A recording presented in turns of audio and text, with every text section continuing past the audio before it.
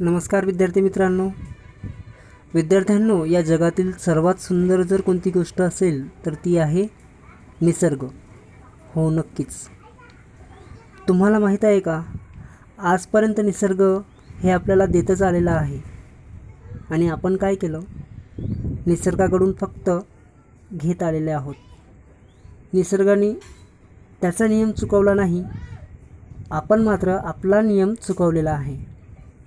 निसर्गाने अशा कितीतरी गोष्टी मानवाला अगदी मोफत बहाल केलेल्या आहेत, परंतु मानवाने आपल्या फायद्यासाठी निसर्गाची अमानुष कत्तल केली असं या ठिकाणी म्हणता येईल. आणि त्याचा परिणाम आज आपल्या डोळ्यासमोर सगळ्यांना दिसत आहे.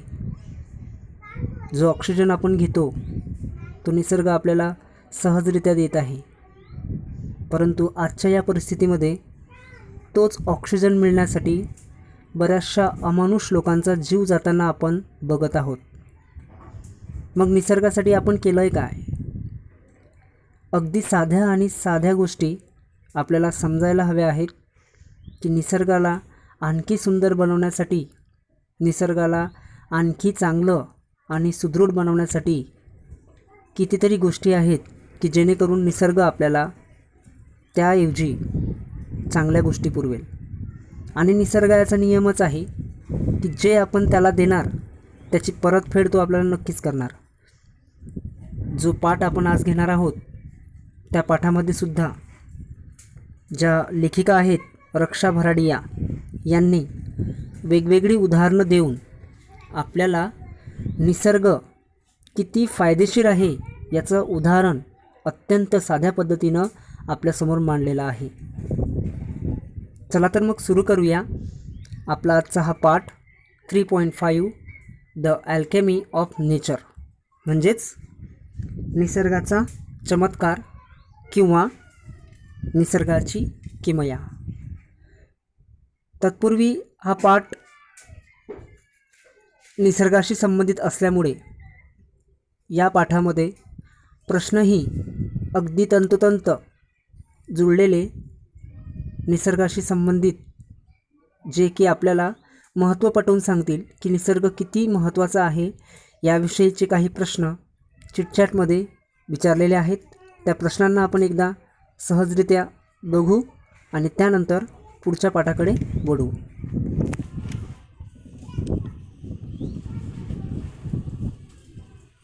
आता या ठिकाणी नेचर द बेस्ट टीचर आपल्याला एक चार्ट दिलेला आहे आणि त्या चार्टमध्ये बेस्ट टीचरचे कोणते कोणते स्वभाव आहेत ते आपल्याला सांगायचे आहेत. आणि त्याच्याच बाजूला रोल ऑफ नेचर, निसर्गाची काय महत्त्वाची भूमिका आहे याविषयीसुद्धा 4 महत्त्वाचे पॉईंट आपल्याला लिहायचे आहेत. जसे की यामध्ये तुम्ही इथं या ठिकाणी लिहू शकता, the best role of the nature's providing oxygen. Okay, then second nature rain.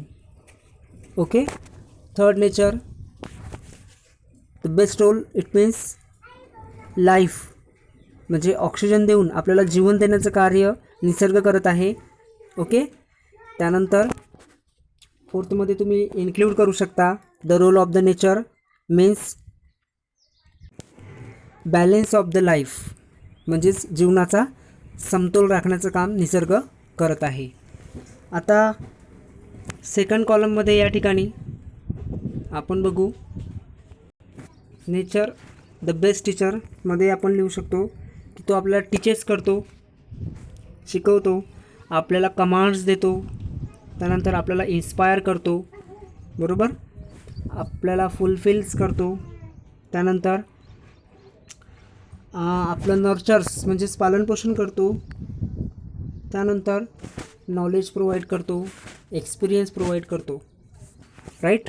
आणि त्यानंतर वाचन आणि लिहिणं म्हणजे लर्निंग आपण त्याच्याकडून नेहमी करत असतो. ठीक आहे.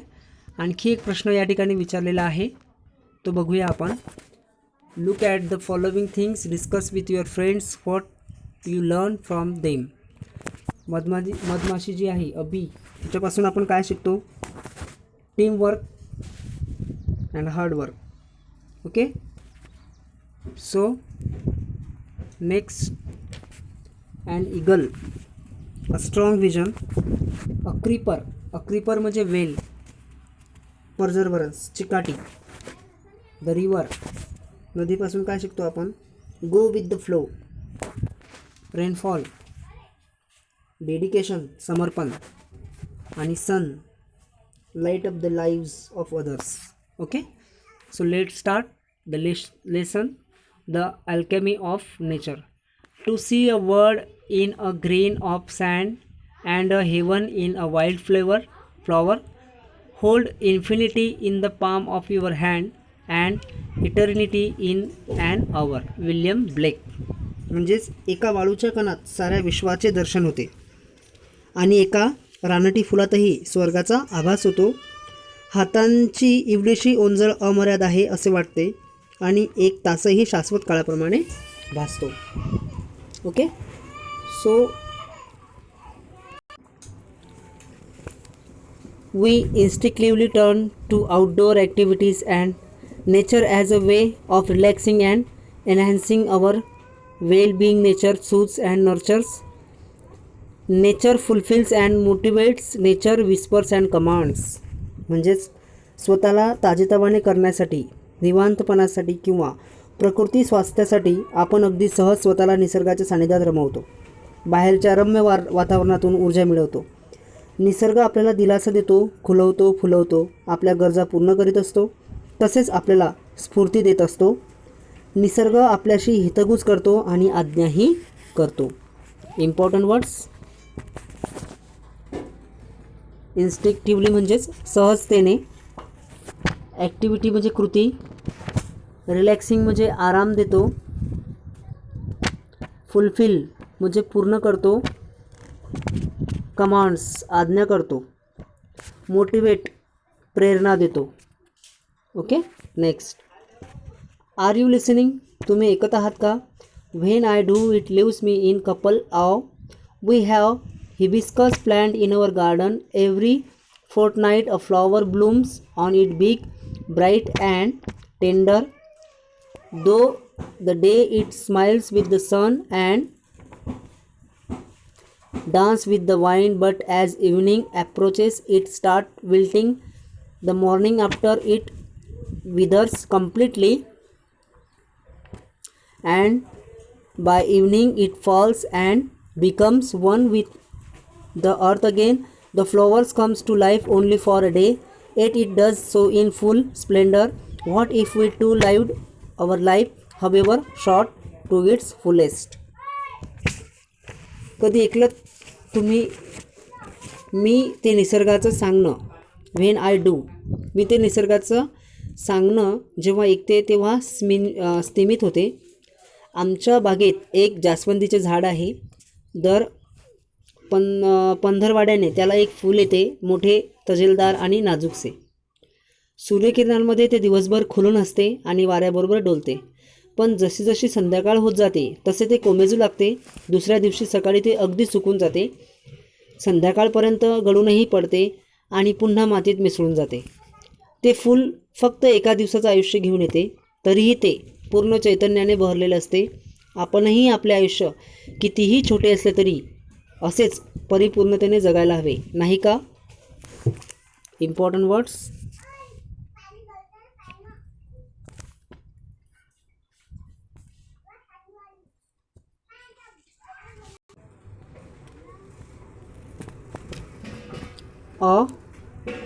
याचा अर्थ होतो भीतीने.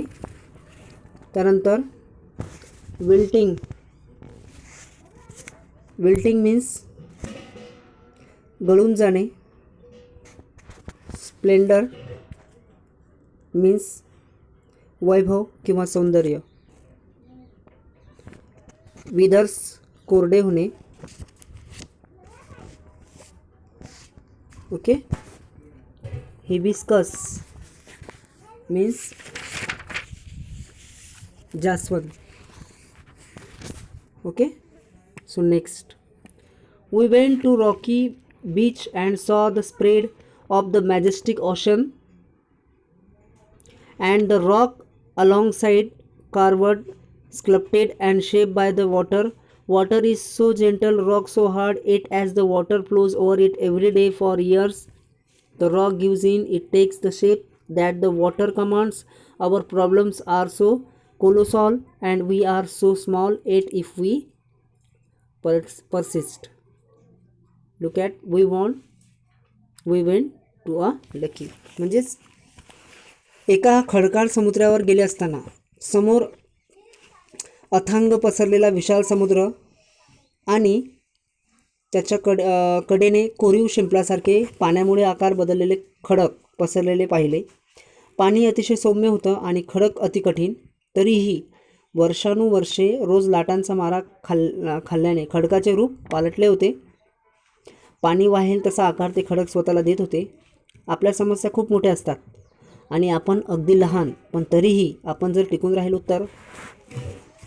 म्हणजे लेखिकेचं असं म्हणणं आहे की आपल्यावर कोणतंही संकट आलं किंवा आपल्यावर कोणतीही परिस्थिती आली तर त्या परिस्थितीमध्ये आपण त्या परिस्थितीनुरूप जसा आकार जर घेतला तर आपण टिकून राहू.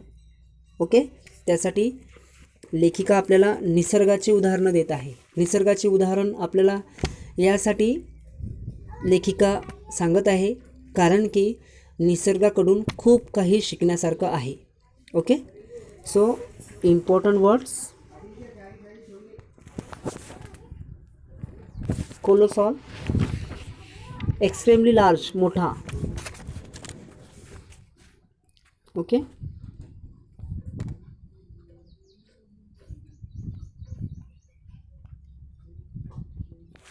रॉकी, खडक, स्प्रेड, पसरलेला,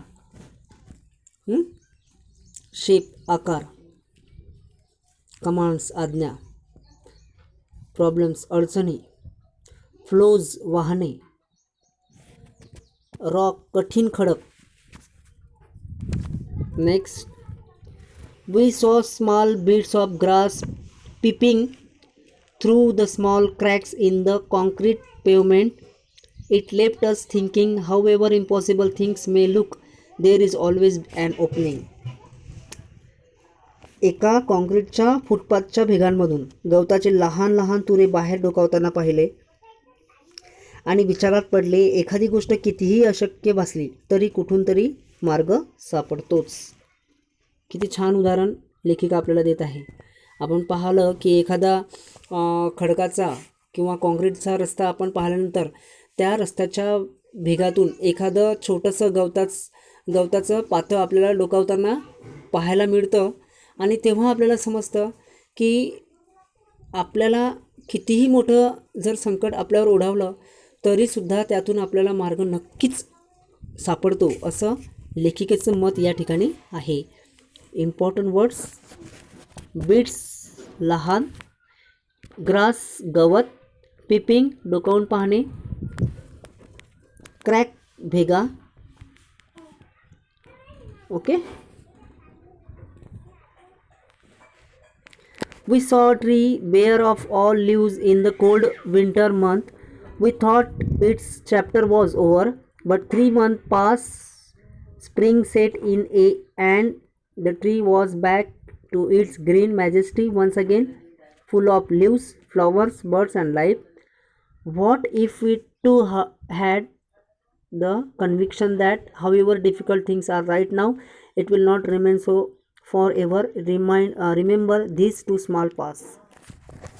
बघा, या ठिकाणी लेखिका सांगण्याचा प्रयत्न करत आहे की आपण एखादं छोटंसं झाड पाहतो, त्याची पूर्णपणे पानगळी झालेली असते आणि आपल्याला असं वाटतं की आता हे झाड मरून जाणार. पण 3 महिने होताच वसंत ऋतू जेव्हा येतो तेव्हा त्या झाडाला पुन्हा हिरवे पानं येतात. पक्ष्यांनी आणि फुलांनी ते झाड बहरून जाते. गोष्टी आज कितीही खडतर असल्या तरी त्या कायम तशा राहणार नाहीत, असा विश्वास आपल्यालाही का वाटू नये. लक्षात ठेवा, हेही दिवस सरतील, है ना. इम्पॉर्टंट वर्ड्स: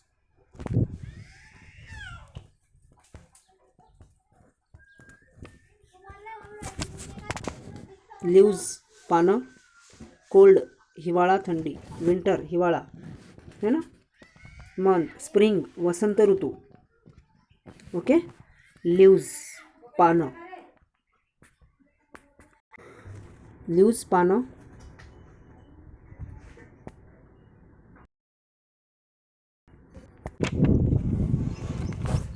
कन्व्हिक्शन म्हणजेच विश्वास किंवा खात्री. डिफिकल्ट अडचण. Okay. We saw an army of ants lugging a fly which was at least 10 times she ant size. The ants organized themselves around the fly, lifted it on frail feelers, and carried it to quite a distance. Their teamwork and perseverance were impressive. What if we too are consistent, organized, focused? Spider webs are delicate yet very strong. A rainbow colors the entire sky.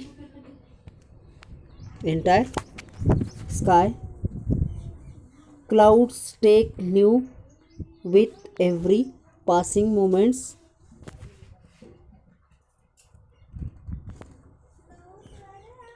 The wind makes trees dance with unhindered passions. Water without hint of ego changes its form according to the dictates of the sun and the wind. When we see a caterpillar turn into a butterfly, flower turn into a fruit, we experience the alchemy of nature. We touch it and become gold ourselves. बघा या ठिकाणी लेखिकेने एक उदाहरण दिलं आहे. एकदा एका मुंग्यांची रांग पाहिली. मुंगीपेक्षा 10 पट मोठ्या आकाराच्या माशीला ओढत घेऊन जात होती. मुंग्या त्या माशीभोवती शिस्तीत गोळा झाल्या. त्यांनी आपल्या नाजूक मिशांवर तिला उचलले आणि लांब अंतरावर उचलून नेले. त्यांचे संघटित कार्य आणि चिकाटी थक्क करणारे होते. आपणही असेच सातत्यपूर्ण, शिस्तबद्ध आणि लक्ष देऊन काम केले तर. कोळ्याच्या जाळी अतिशय नाजूक असतात पण तरीही अतिशय चिवट. एक इंद्रधनुष्य संपूर्ण आकाशात रंगांची उधळण करीत असते. शिंपल्यातली कालव एका वाळूच्या कणातून मोती तयार करतो. अगणित तारे अस्लिम आकाशाला उजळून टाकतात. ढग तर क्षणाला वेगवेगळे आकार धारण करतात. वारा वृक्षांना बेफानपणे नाचवतो. पाणी कोणतेही गर्भ न बाळगता सूर्य व वारा म्हणेल आज्ञा देतील असेच आपले रूप बदलते. एका अळीचे सुंदर फुलपाखरात रूपांतर होते तर फुलाचे फळात. ही सारी निसर्गाची किमया आपण अनुभवत असतो आणि तिच्या स्पर्शाने आपल्या जीवनाचेही सोने होऊन जाते. रक्षा भरडिया यांचा हा पाठ आपल्याला अत्यंत बऱ्याचशा गोष्टी शिकवून जातो की निसर्ग खरंच आपल्याला बऱ्याचशा गोष्टी बहाल करत आहे आणि पुरवत आहे, देत आहे. परंतु आपण निसर्गाच्या विरुद्ध दिशेने जात असल्यामुळे निसर्गही आपल्याला त्याचं फळ देत आहे. त्याच्यामुळे लेखिका यांचं वैयक्तिक मत असं आहे की निसर्गाला आपण जेवढं योग्य प्रकारामध्ये, योग्य दिशेने जर आपण निसर्गासोबत राहिलो तर निसर्ग आपलं अख्खं जीवन बदलून टाकेल, असं लेखिकेचं मत या पाठामध्ये आहे. या पाठातले काही महत्त्वपूर्ण शब्द घेऊया आपण. लगिंग म्हणजेच काय? ताकदीने किंवा मोठा प्रयत्न करत ओढत नेणे. फिलर्स म्हणजे अशक्त पाय. Okay, fillers. त्यानंतर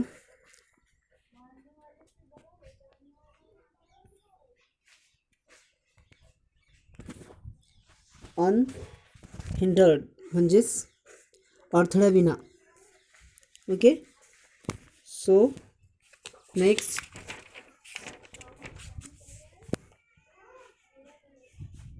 परजर्वरन्स, चिकाटी, इम्प्रेसिव्ह, मोहक है ना. स्पायडर कोळी. अल्केमी म्हणजेच किमया, जादू.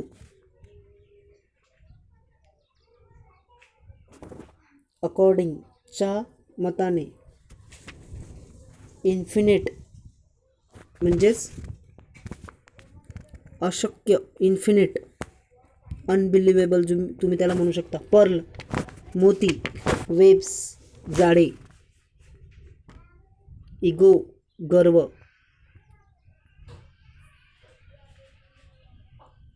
सो विद्यार्थी मित्रांनो, हा आपला पाठ अल्केमी ऑफ नेचर या ठिकाणी आपल्याला बऱ्याचशा गोष्टी शिकवतो आणि निसर्गाशी संबंधित हा पाठ असल्यामुळे बरेचसे प्रश्नसुद्धा निसर्गाशी संबंधित विचारलेले आहेत.